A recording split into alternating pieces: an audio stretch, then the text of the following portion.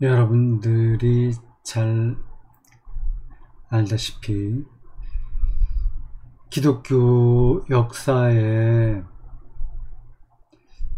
상당한 영향을 끼친 황제가 있습니다. 그 황제가 바로 콘스탄티누스입니다. 그 사람이 세운 도시가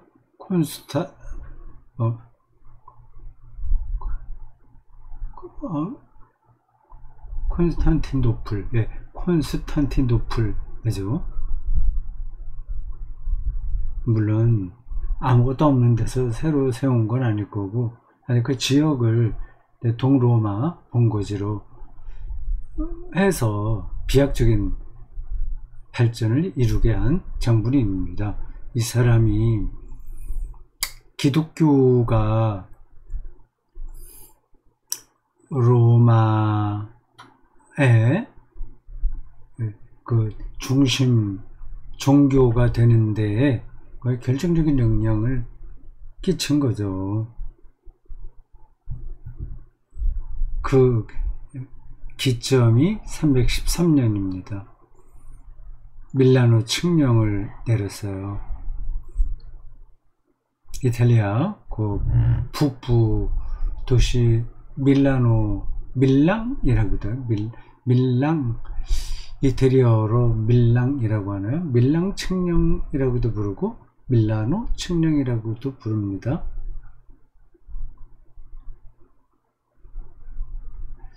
(313년이에요) 아마 여기에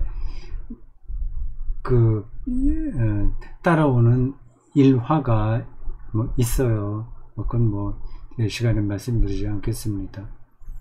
어떤 그 큰 사건들은 거기에 이런저런 일화가 따르기 마련이죠.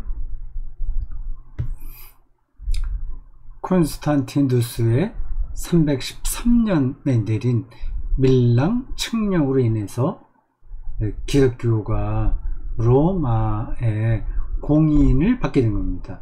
공식 종교로 인정받게 돼요.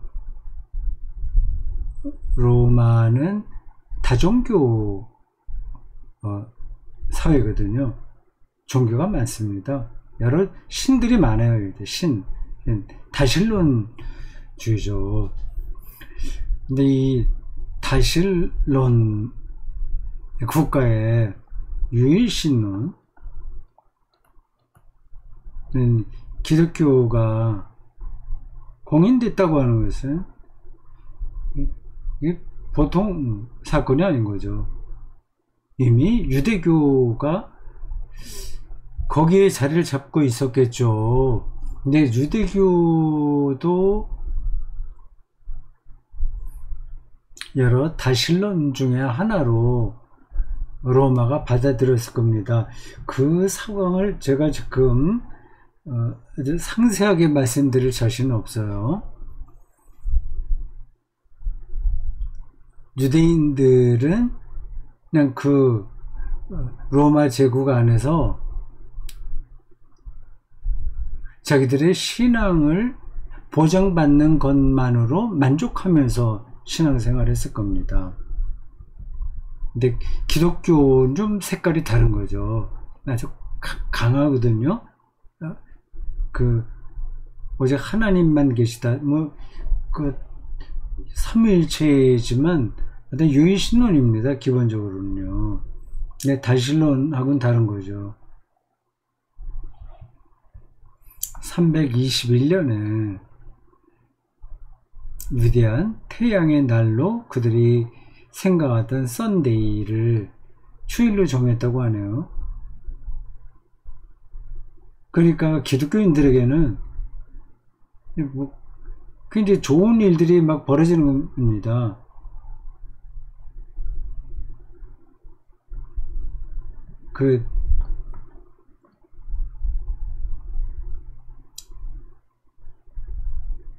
콘스탄티누스가 먼데이, 튜즈데이, 웬즈데이 이렇게 쭉 나가서 자기들이 그 썬데이로 정하고 있던 그날을, 썬데이는 태양을 숭배하는 날이거든요. 그날을 정식으로 법정 공휴일로 정한 거예요. 우리나라에서도 무슨 날을 법정 공휴일로 정하는 게 있지 않습니까? 부처님 오신 날, 뭐 성탄절, 뭐 그 1년에 몇 번 국경일이 있는 거죠. 이게 그 전까지는 휴일로 정하지 않았습니다. 이제 로마 제국 안에서는 이 썬데이를 휴일로 한다, 그렇게 정한 겁니다. 그러니까 예배 드리기 참 좋은 거죠. 시오노 나나미라고 하는 일본 여자 작가가 있습니다. 이 이야기를 설교 시간에 하지는 않았어요. 콘스탄티누스 이야기가 나와서 설교 복귀 시간에 지금 보충하는 겁니다. 321년, 요것도 굉장히 중요해요. 보통 기독교인들은 313년에, 이게 잠깐만 멈추죠? 이 펜이 멈추네? 네. 313년 밀라노 칙령만 주로 생각을 하죠. 공인받은 날이고, 또 하나는 380 몇 년인가, 387년인가 384년인가 그때 있었던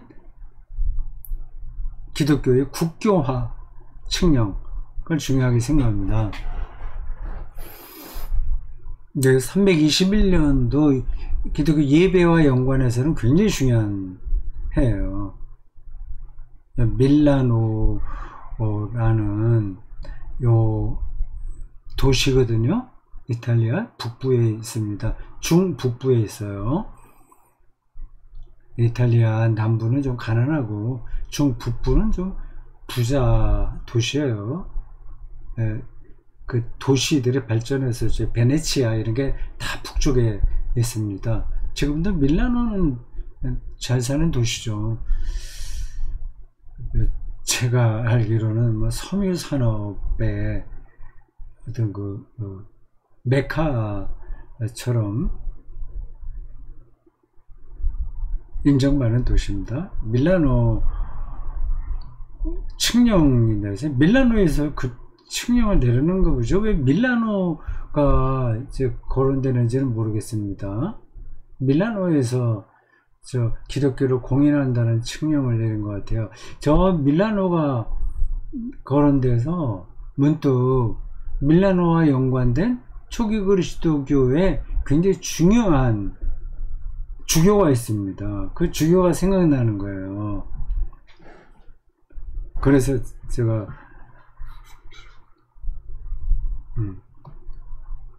연결됐다 떨어졌다 그러네.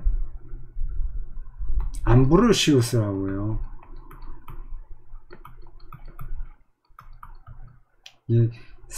시오노 나나미의 로마인 이야기하고 이제 연관이 됩니다. 요즘 제가 일주일에 한 번씩 영천 도서관 다닙니다. 오전과 점심 먹고 뭐 다른 운동, 오전에는 테니스하고 오후에 헬스장 가서 턱걸이 연습도 하고 뭐 이거저거 몇 가지 머신 하고 그거 마친 다음에 도서관에 갑니다. 요즘 내가 운동을 너무 많이 하는가 보죠. 70살 초 중반 가까이 되는데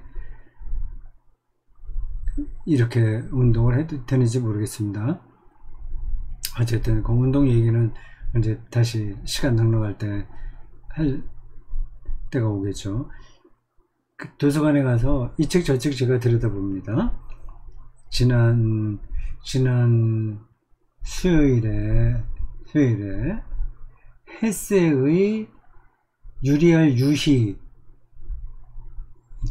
읽고 또 시오노 나나미의 로마인 이야기 중에서 2권을 이렇게 쭉 훑어봤습니다. 세세하게는 읽지 못하고요. 거기 이제 암브로시우스 얘기 나오는 거예요. 굉장히 후반부입니다. 로마의 후반부. 로마가 멸망하는 그 단계. 기독교가 승리하고 로마가 망하는 거기서 결정적인 어떤 역할을 한 사람이 암브로시우스 주교예요. 이 사람이 밀라노에서 주교 활동을 했습니다. 이거 이제 4세기 후반부예요. 380몇 년인가? 하여튼, 상대히 후반부예요. 암브로시우스가 굉장히 큰 역할을 했습니다. 기독교가 로마 제국에서 중심, 종교가 되는데 그런 역할을 했죠. 암브로시우스와 또, 아우구스티누스,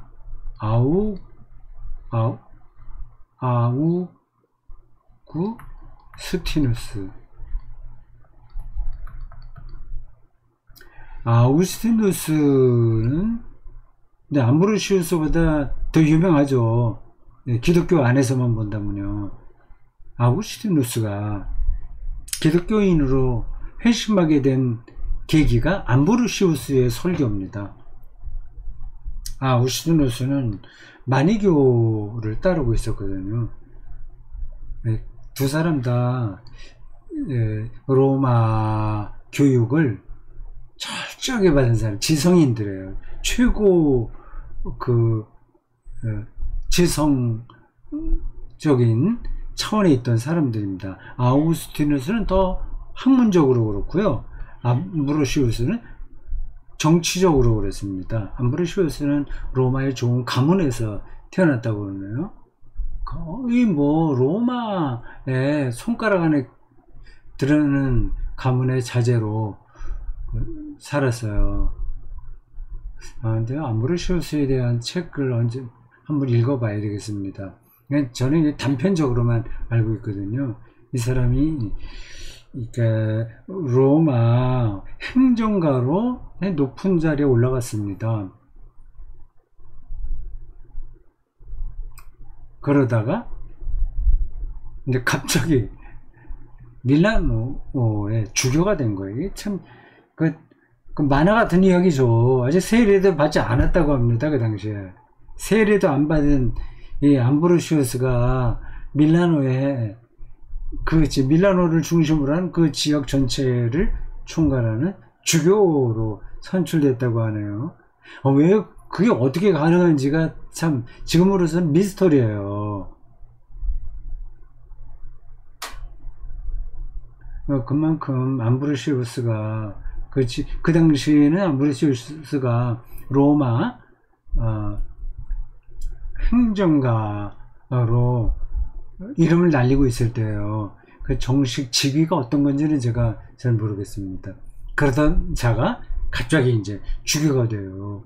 그러니까 로마의 시스템, 생리, 정치인들의 어떤 장점, 단점 이런 것들을 손바닥 들여다보듯이 잘 아는 사람이었죠. 그래서 그가 황제를 막 마음대로 다룰 수 있게 된 거예요. 그래서 결국 로마 정신을 다 잃고 기독교가 로마 황제의 권력을 압도할 수 있는 그런 종교가 되는 거죠. 암브로시우스가 그렇게 큰 역할을 했다고 하네요. 그런 이야기가 쇼노 나나미의 로마인 이야기에 나옵니다. 14권으로 되어 있나? 굉장히 장편, 역사서라고 하긴 힘들고, 완전히 소설도 아니고, 말 그대로, 로마 사람들에 대한 이야기입니다. 그럼 당연히, 로마, 후반부에는 기독교하고 연관이 있으니까, 기독교에 대한 이야기가 나오죠. 지난번 수요일에 읽었던 대목이 너무 흥미진진했는데, 그걸 제가 지금 다 전할 수가 없네요. 암브로시우스하고 암브로시우스는 이제 뜨는 태양이죠. 기독교 뜨는 종교죠. 대칭되는 또 하나의 암브로시우스와 버금가는 로마 가문의 어떤 그 행정가가 있었습니다. 로마에서 황제를 보필할 정도의 위치에 오른 사람이에요. 이름이 기억 안 나요. 신비우스인가? 그 두 사람 사이에 벌어지는 논쟁, 아주 정말 이 쇼노 나나미의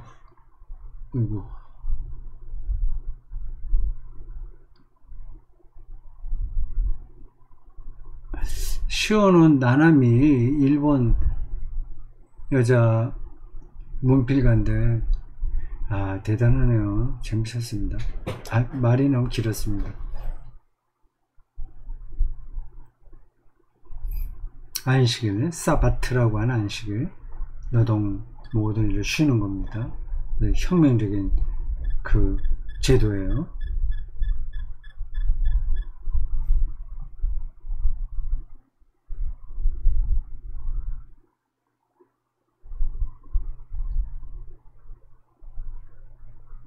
잘 진행되고 있죠. 제가 밑에 이걸로 하다가 어떤 OBS 뭘 건드려 갖고 밑에 어떤 그 메뉴가 뒤바뀌었어요. 그래서 시간이 얼마나 흘렀는지도 안 보이시는데 이제 보입니다. 16분 됐네요.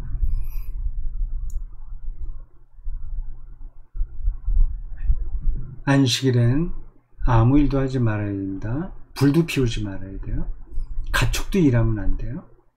종들도 일하면 안 돼요. 이건 혁명적인 거죠. 고대 그 몇천 년 전 그 시대를 생각해 보세요. 그 로마도 321년에 이르러서야 휴일을 정했잖아요. 근데 그게 기독교 영향을 받아서 그런 건가? 아니, 기독교가 아니라 안식일 개념 영향을 받아서 그런가? 그건 잘 모르겠습니다. 근데 성경에 나온 안식일은 훨씬 전에 제정된 겁니다. 쉰다는 게 말이 안 되는 거거든요. 종들이 쉰다고 하는 건 말이 안 되죠. 1년 12달 일해야 되는데 쉬라고 그래요. 그 일상과의 단절이죠. 저는 설교 시간에 단순히 일상을 멈추는 것만이 아니라 우리의 가면 벗기다, 이렇게 조금 앞으로 나아가서 설명했습니다. 이게 얼마나 정확할지 아닐지는 모르겠습니다. 일상에서는 우리가 다 가면을 쓰고 사니까요. 저 사람은 뭐 셀럽이야, 잘 나가는 셀럽이야. 저 사람은 뭐 국회의원이야, 뭐 그 시장이야, 뭐 교수야, 뭐야, 이제 그런 걸로 다 부르잖아요. 자기가 그걸로 자기 정체성을 느끼잖아요. 이건 다 가면입니다. 그게 진짜의 자기는 아니에요. 그건 다 아시는 얘기죠. 근데 거기에 우리는 집착하면서 합니다. 일상에서는 거기서 벗어날 수가 없어요. 사람은 거기 이제 매달리게 됩니다. 그게 이제 자기 자신이라고 느끼기 때문에 그렇습니다. 그래서 그게 조금이라도 손상되면 못 견디는 거죠. 예를 들자면 뭐 초등학교나 중고등학교 교장이라고 합시다. 그럼 자기가 권위를 세우려고 하는 거예요.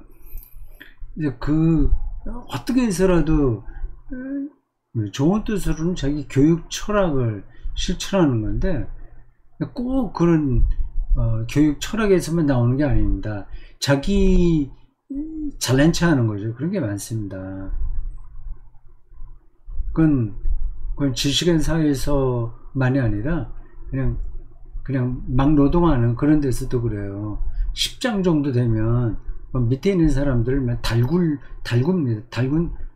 달군다는 표현이 맞죠? 이 경상도에서 쓰는 표현인데, 달굽니다. 막 힘들게 하는 거죠.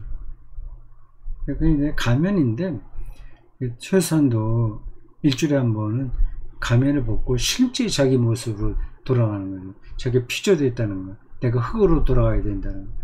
그리고 결국에 우리가 흙으로 돌아가는 거니까요. 그 실상을 대면하는 게 안식일의 본질인 겁니다. 그걸 저는 삶의 시원적 차원이라고 그랬어요. 이걸 일상에서는 다 놓칩니다.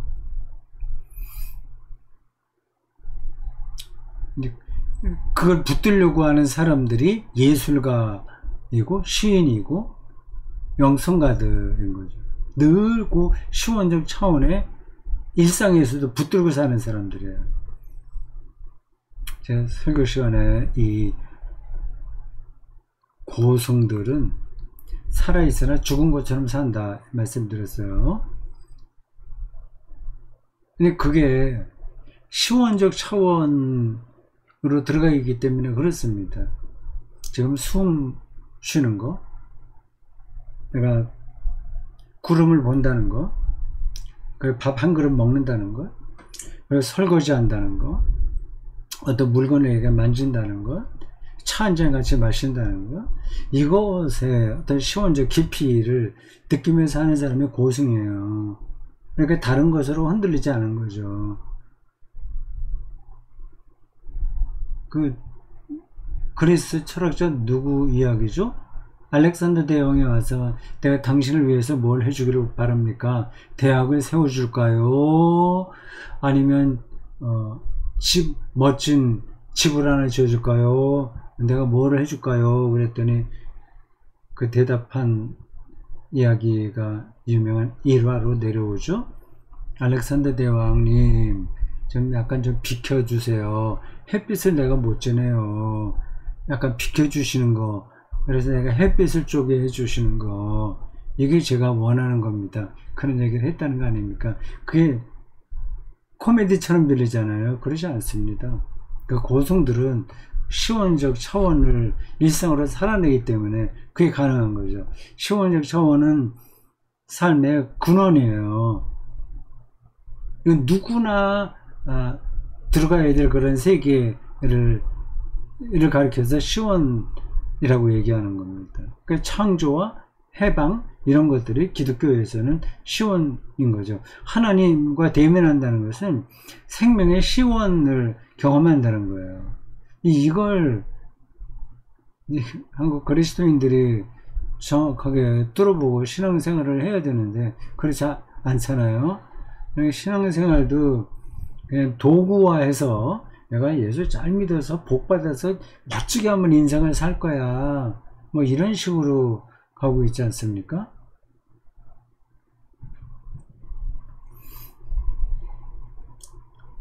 인디언 이야기를 할 뻔했습니다. 네. 그런 얘기가 있어요. 뭐 잘 알려진 겁니다. 말을 타고 가다가 기다린다는 거 아닙니까? 자기 영혼을.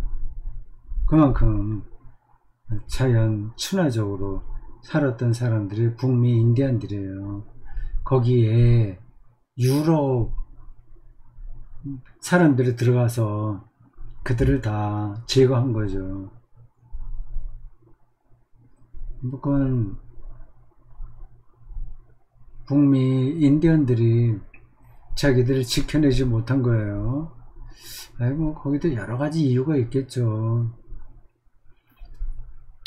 뭐 이런 영향도 있다면서요. 유럽 사람들이 거기 갈 때 묻혀간 균으로 인해서 북미, 남미 인디언들이 떼죽음을 당했다고 하는 거 아닙니까?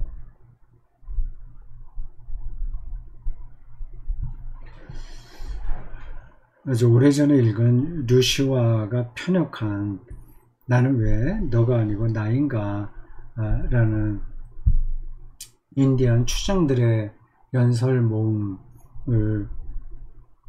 기억납니다. 네, 그들은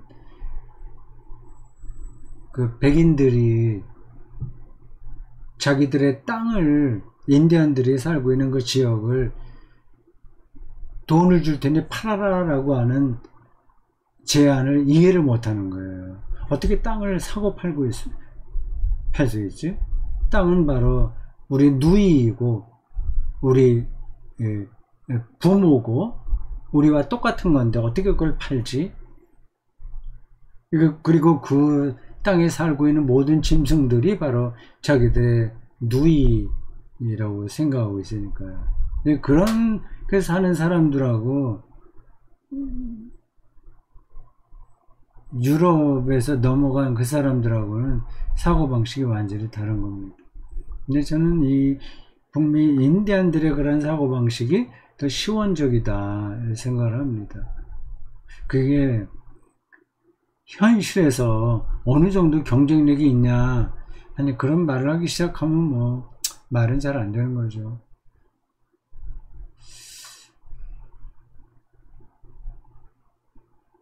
제가 여기서 드리고 싶은 말씀은 비록 현대의 역사에서 북미 인디언들이나 남미 인디언들이 완전히 경쟁력을 잃어버렸으나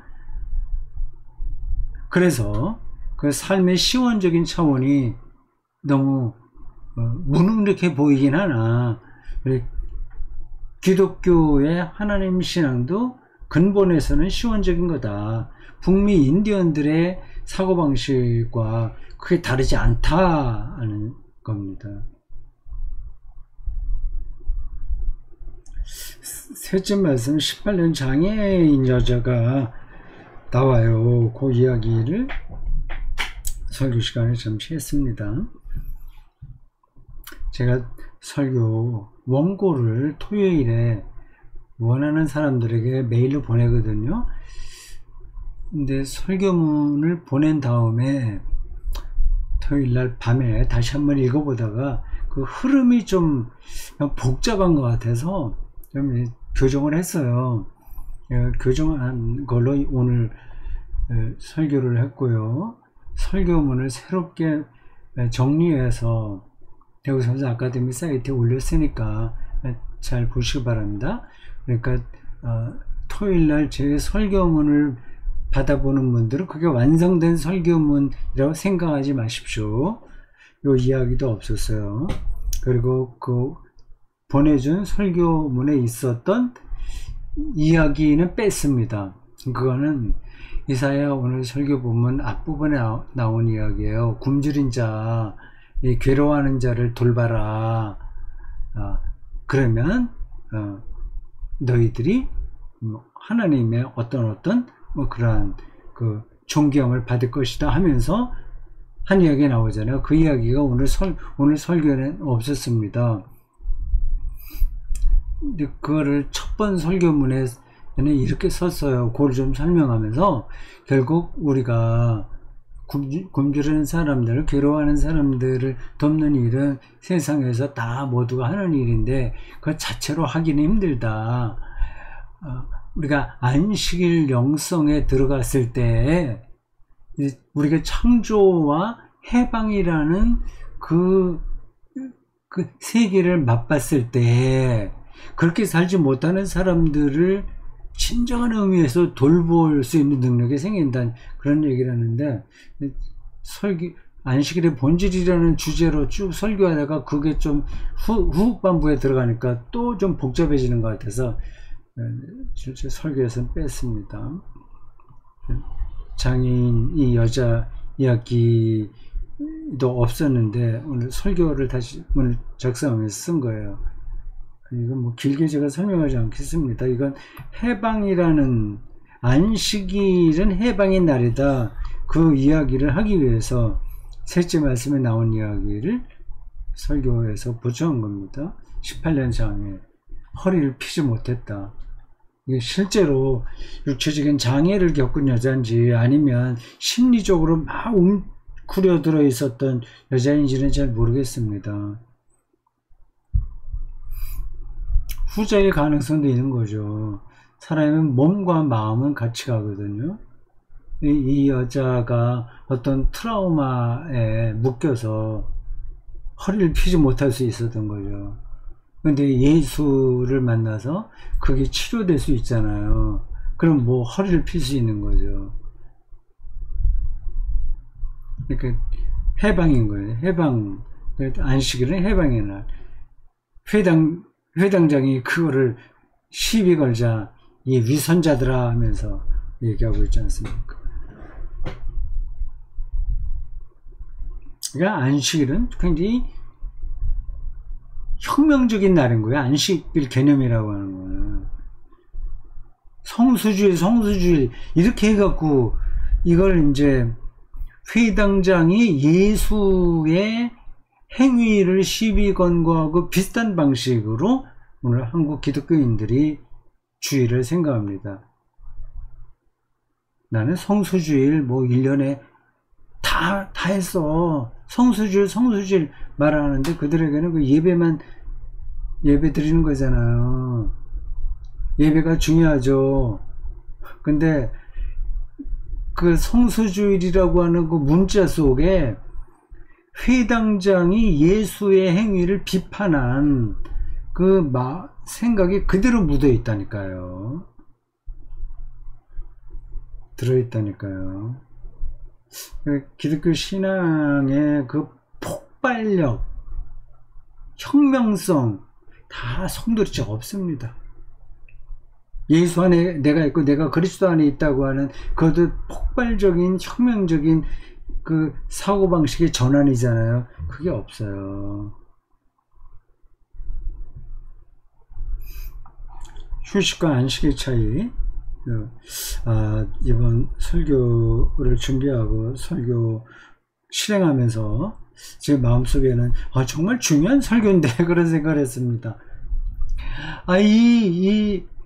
그 안식일의 본질을 정확하게 알기만 하면 자기 개인의 삶은 물론이고 교회의 본질도 완전히 달라지는 건데,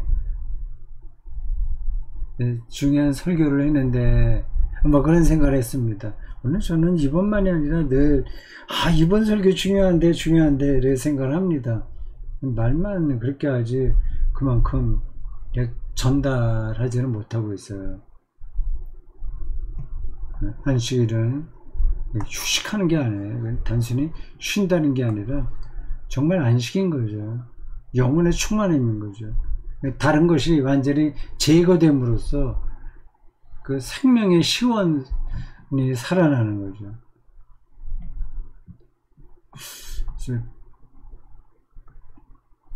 예배를 드린다는 것은, 즉 안식일을 지킨다는 것은 최소한도 일주일에 한 번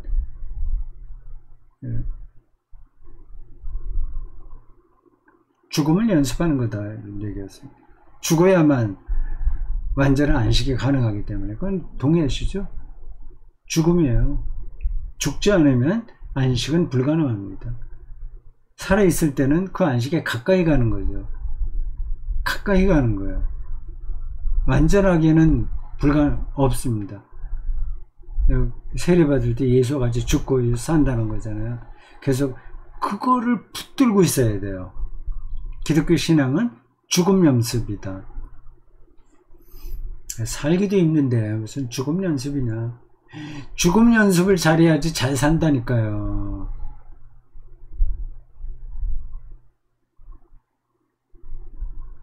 네, 한국교회에서 죽음을 별로 잘 얘기하지 않습니다. 그냥 사람들을 두렵게 하기 위해서 죽는 거 알아야 돼 이런 건 할지 모르지만 죽음의 영성, 죽음 연습, 안식일에 얻어야 될 완전한 안식이 죽음을 통해서 주어진다는 그 맥락을 놓치는 거죠.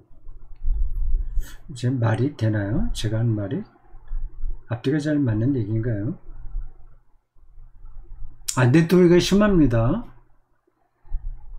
네, 잘 지내시고 8월 또 마지막 주 30일에 뵙겠습니다. 수고하셨어요.